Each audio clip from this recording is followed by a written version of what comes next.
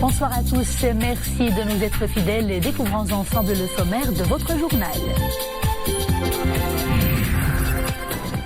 En visite de travail de 2 jours à Rabat, la haute représentante de l'Union européenne pour les affaires étrangères, Federica Mogherini, évoque une nouvelle étape dans les relations entre le Maroc et l'Union européenne après l'adoption à une écrasante majorité de l'accord agricole Maroc-UE afin d'écrire, je cite, un nouveau chapitre positif et intense dans les relations entre les deux parties.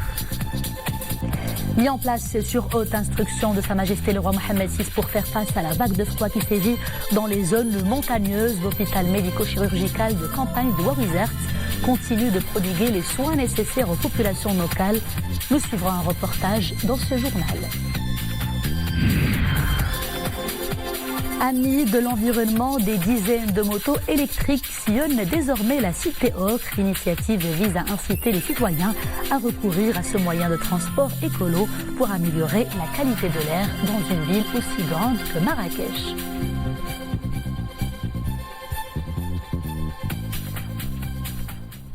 Un conseil de gouvernement s'est tenu aujourd'hui à Rabat sous la présidence du chef du gouvernement, Saadi Latmani. Au début de ses travaux, Saadi Latmani s'est exprimé sur l'adoption hier à une écrasante majorité à Strasbourg de l'accord agricole Maroc-Union européenne. Une grande victoire, précise le chef du gouvernement, après plus de 2 ans de travail sérieux. Un accord qui souligne explicitement que les produits agricoles et de pêche issus des provinces du sud du royaume bénéficient des mêmes préférences tarifaires que ceux couverts par l'accord d'association plutôt. Ensuite, le Conseil a examiné et adopté le projet de décret relatif à l'application de la taxe sur la valeur ajoutée évoqué par le chapitre 2 du Code général des impôts. Examen et adoption également de la convention relative à l'entraide juridique et judiciaire en matière civile et commerciale entre le Maroc et l'Inde. La réunion hebdomadaire de l'exécutif a également examiné et validé des propositions de nomination à de hautes fonctions conformément à l'article 92 de la Constitution. En visite de travail de 2 jours à Rabat, la haute représentante de l'Union européenne pour les affaires étrangères, Federica Mogherini, s'est entretenue ce matin avec plusieurs hauts responsables marocains. L'objectif est de consolider la dynamique de relance du partenariat stratégique entre le Maroc et l'Union européenne. La haute représentante de l'Union européenne pour les affaires étrangères et la politique de sécurité s'est entretenue avec le chef du gouvernement, Saadi Latmani. Lors de cette rencontre, ils se sont félicités des perspectives prometteuses du partenariat Maroc-Union européenne après l'adoption de l'accord agricole Maroc-UE. La haute représentante de l'Union européenne pour les affaires étrangères et la politique de sécurité s'est également entretenue avec le président de la Chambre des représentants, Habib El-Malki. Les 2 responsables ont salué l'adoption de l'accord agricole, un signe positif de renouvellement de la confiance entre le Maroc et l'Union européenne. Entretien également de la responsable européenne avec le ministre de l'Intérieur. Cette réunion a été l'occasion pour les 2 responsables d'aborder les sujets d'intérêt commun, notamment ceux relatifs à la question migratoire et à la lutte contre le terrorisme. Au programme également de Madame Federica Mogherini, des entretiens avec le ministre de l'Économie et des Finances. Il était question d'examiner les moyens de renforcer la coopération économique entre le Maroc et l'Union européenne. La haute représentante de l'Union européenne pour les affaires étrangères et la politique de sécurité, qui effectue donc une visite de travail de 2 jours à Rabat, s'est également entretenue avec le ministre des Affaires étrangères et de la coopération internationale, Nasser Bourita. S'exprimant lors d'un point de presse, Federica Mogherini a évoqué une nouvelle étape dans les relations entre le Maroc et l'Union européenne après l'adoption de l'accord agricole Maroc-UE afin d'écrire un nouveau chapitre positif et intense. Le point tout de suite avec Tout accord doit impérativement intégrer les provinces du sud du royaume comme étant une base de tout partenariat solide. Avec l'adoption de cet accord, le royaume entend insuffler une nouvelle dynamique aux relations entre les 2 parties. La visite de la haute représentante de l'Union européenne pour les affaires étrangères et la politique de sécurité, Federica Mogherini, est importante par son timing. Il intervient au moment où le Parlement européen, à une écrasante majorité, vient de voter l'ajustement de l'accord agricole entre le Maroc et l'Union européenne, après un long processus d'ajustement juridique auquel on a procédé en partenariat avec l'Union européenne. C'est une visite importante par sa portée également, qui vient confirmer le caractère stratégique de la relation entre le Maroc et l'Union européenne et l'attachement des deux parties à la préservation et au renforcement de ce partenariat. Nous avons, pendant ces 2 dernières années, 2 ans et demi, travaillé de manière concertée pour dépasser la situation qui a été créée après l'arrêt de la Cour. Nous avons travaillé dans un esprit de partenariat, dans un esprit de responsabilité pour que ce contexte n'affaiblisse pas le partenariat, qu'au contraire, qu'il soit renforcé. Notre partenariat a démontré au cours de cette période sa résilience aux attaques, sa résilience aux manœuvres, sa résilience à toutes les actions qui tendaient à le torpiller. Le Maroc et l'Union européenne affichent la même détermination à impulser un nouvel élan au partenariat stratégique dans tous les domaines de la coopération, dialogue politique, coopération sécuritaire et économique. Un moment important, pas seulement pour fêter un résultat, mais aussi pour comprendre que ce résultat positif est arrivé notamment parce qu'on a travaillé ensemble dans les moments plus difficiles et dans les moments plus faciles pour arriver à ce jour. Aujourd'hui, le Parlement européen nous a permis, avec un vote favorable à très large majorité, de changer l'accord d'association entre l'Union européenne et le Maroc.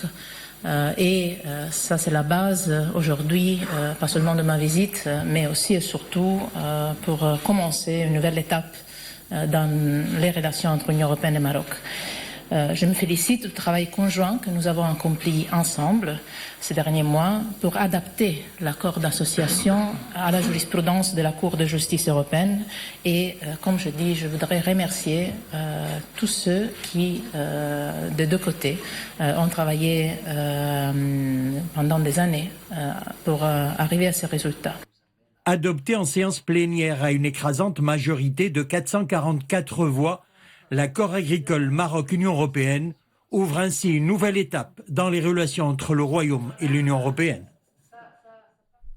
La Chambre des conseillers organise aujourd'hui et demain un colloque international autour de la justice transitionnelle, initié en coordination avec des sénats et des conseils similaires d'Afrique et du monde arabe en partenariat avec le Conseil national des droits de l'homme. L'événement est consacré à l'examen d'une série d'expériences réussies d'un certain nombre de pays qui se sont engagés dans des réconciliations nationales, avec la participation des présidents des parlements nationaux et régionaux d'Amérique latine, d'Afrique et du monde arabe également.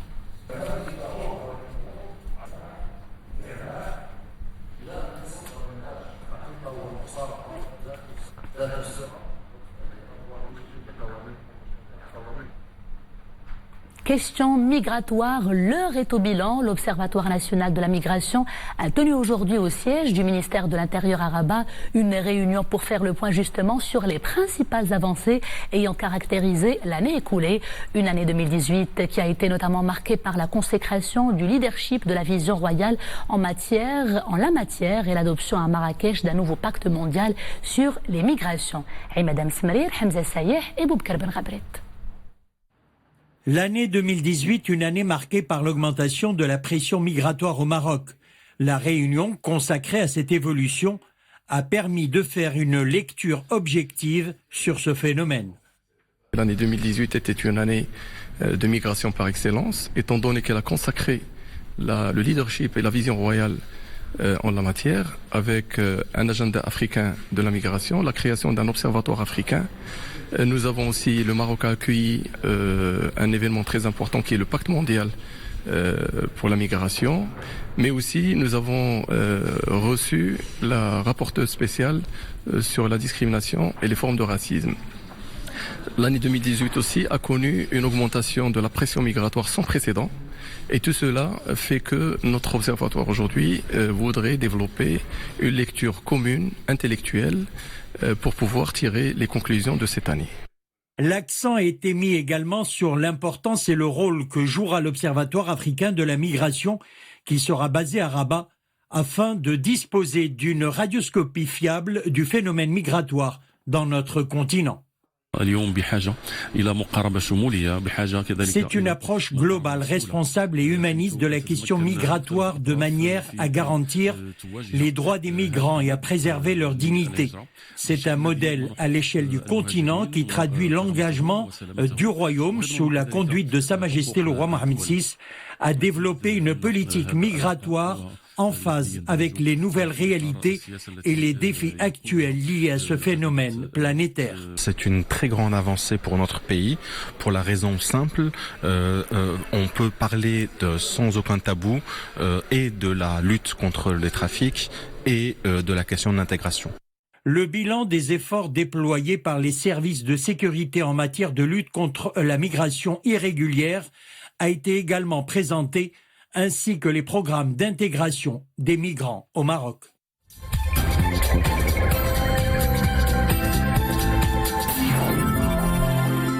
Ouvrons à présent la page monde de ce journal. En Syrie, les violences sont reprises de plus belle à Minbej, dans le nord du pays. Un attentat suicide a été mené hier contre la coalition internationale menée par Washington. L'attaque a fait au moins 16 morts, dont un militaire américain. L'attaque a été immédiatement revendiquée par le groupe extrémiste Daesh. Situé dans la province d'Alep, la ville de Minbej est pour rappel sous le contrôle d'un conseil militaire affilié aux forces démocratiques syriennes. La coalition internationale y est déployée depuis 2014 et est soutenue par une alliance arabo-kurde. Les observateurs de l'ONU déployés à Hodeïda pour superviser la trêve qui se poursuit dans cette ville ont essuyé des tirs ce jeudi, mais ils sont sains et saufs. Annonce faite cet après-midi par l'ONU. L'organisation précise que le chef de la mission onusienne et les observateurs et les membres de son équipe ont été visés plutôt par une fusillade lors d'un convoi humanitaire.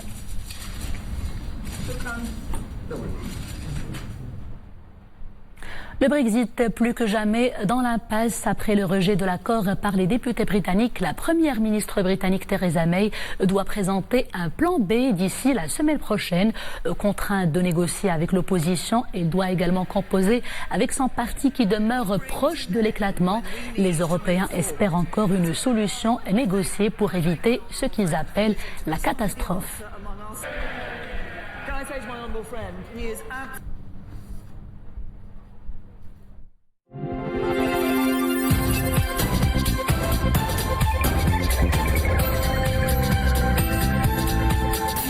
Retour à l'actualité nationale mis en place sur haute instruction de Sa Majesté le roi Mohammed VI pour faire face à la vague de froid qui sévit dans les zones montagneuses. L'hôpital médico-chirurgical de campagne de Ouawizert, province d'Azilal, continue de prodiguer les soins et l'assistance nécessaires aux populations locales.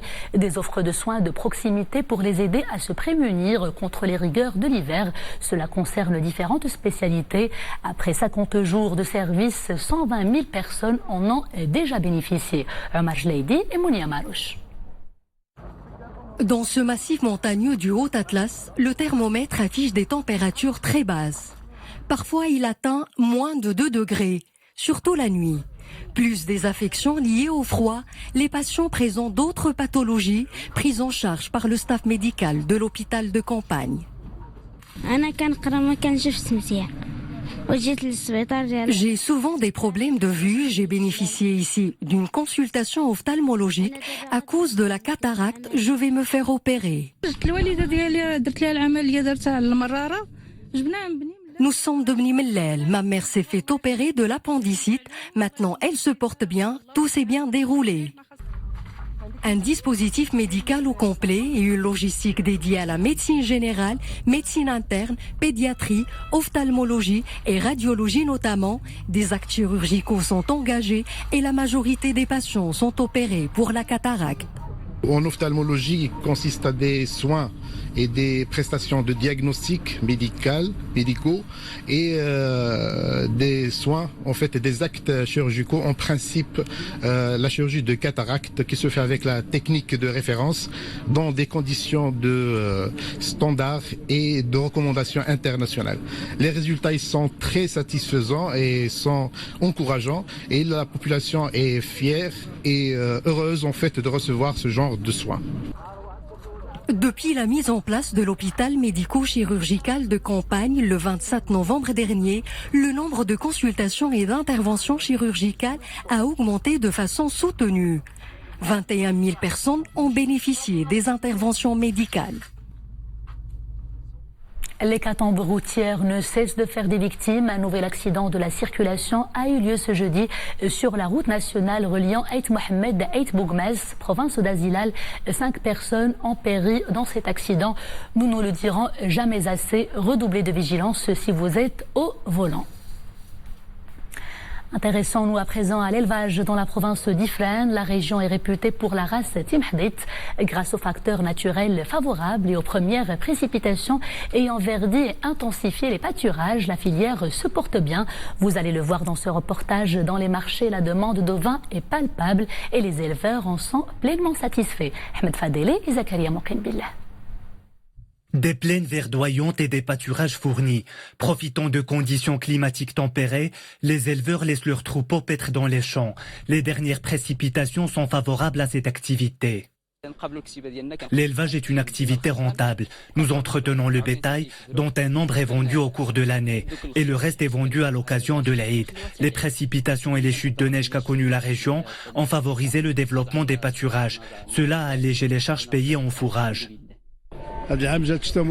Cette année, les premières précipitations ont verdi et intensifié les pâturages. Dans les souks, il y a une forte demande d'ovins. La province d'Ifrane est réputée pour la race Timhdit. Grâce aux facteurs naturels favorables, les éleveurs profitent de la baisse des charges dues au fourrage. La race Timhdit est connue pour la qualité de sa viande et de sa laine. Les pluies et les chutes de neige sont arrivées à temps. Le cheptel est bien nourri et l'activité se porte bien. Les tarifs pratiqués sont convenables. Le prix du cheptel bovin a progressé alors que les charges ont baissé. C'est une bonne chose pour les éleveurs. L'élevage contribue à promouvoir les activités socio-économiques dans la province. Ce secteur permet d'assurer 160 000 jours de travail avec un chiffre d'affaires de 2 milliards de dirhams. Cap sur Casablanca et focus sur ce colloque dédié à l'innovation scientifique. L'événement est organisé par l'association marocaine des anciens élèves de l'école polytechnique, une plateforme efficace pour un échange constructif sur les défis que le Maroc doit relever en la matière. Ashraf Ben Saoud et Sarah Katir. La recherche et le développement au centre de la 8e édition du colloque X-Maroc, association marocaine qui regroupe les anciens élèves de l'école polytechnique domiciliée au Maroc. L'édition se propose d'identifier les voies que la recherche et le développement peut emprunter pour mieux positionner l'économie marocaine sur l'échiquier régional et mondial. Ce colloque entre dans le cadre de la participation de l'association Groupe X Maroc dans la réflexion sur le nouveau modèle de développement qu'a appelé Sa Majesté le Roi, que Dieu l'assiste.